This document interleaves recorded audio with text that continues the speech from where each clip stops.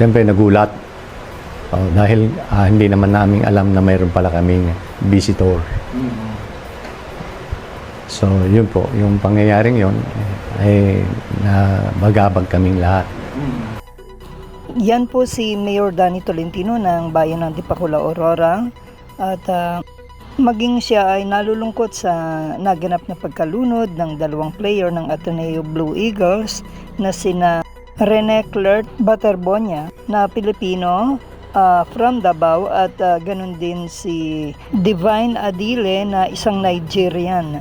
Naganap noong July 8, 2026, mga bandang alas 2, alas 3 ng hapon sa isang resort sa Barangay Ipil sa Bayan ng Dipakula, Aurora, kung saan itong mga namatay at saka mga kasamahan nilang ka-teammates sa Ateneo Blue Eagles kasama ng kanilang mga coaches, trainers, ay umupa dyan sa isang resort, ang Hermano Leisure and Farm Resort, kung saan sila ay regular na nagti-team building activity at nagkaroon nga ng aksidente o kamatayan ng dalawang players nila na naging national issue at concern at ikinalungkot ng maraming mga fans at mga taga-lalawigan ng Aurora kung saan naganap itong pangyayaring nakalulungkot. Ganon din siyempre ng mga nagmamahal kapamilya ng dalawa at mga kaibigan. Masasabing nagluluksa ang buong lalawigan ng Aurora at lalo na ang Dipakulaw LGU, ang mga taga-bayang iyan. Taon-taon, buwan-buwan,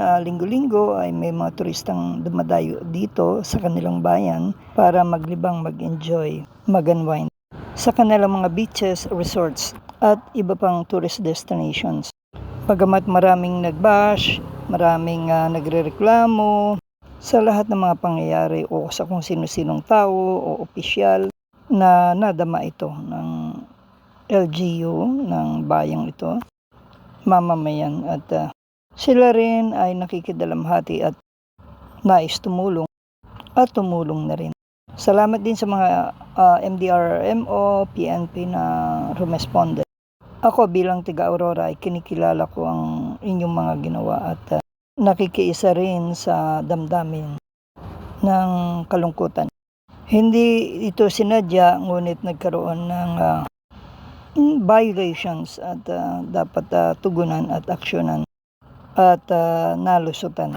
Kailangang isaayos ang mga ordinansa, mga guidelines, at masasabi kong hindi lamang akuin ang lahat ng responsibilidad o pagkukulang, kundi may ongoing investigation ang NBI, PNP, national, bagamat nagkaroon na ng malinaw na no foul play ang investigasyon ng PNP Dipakulaw at Provincial Office ng Aurora, pati region.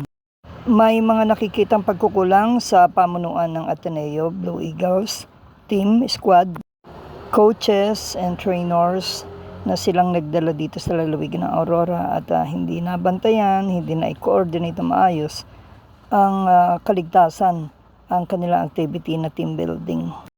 So ipanalangin natin yung kalalabasan ng investigasyon at ganun din ang kaaliwan ng mga pamilya ng pumanaw na dalawang players ng Ateneo Blue Eagles sa kanilang pagluluksa. Tayo rin ay nakikiramay. Napakasakit at napakahirap ng mawalan ng minamahal o kaanak, and it will take time na maghilom, di man makalimutan, lalo na sa kanilang ginawang kabayanihan ni Adile sa pagre-rescue kay Rene na ikinamatay niya rin, at saka si Baterbonia sa kanyang pagmamalasakit sa pamilya na makatulong sana. Ngunit nagkaroon ng aksidente at di umano'y kapabayaan. Para sa NSK News ng NSK TV Channel, Narciso Co reporting.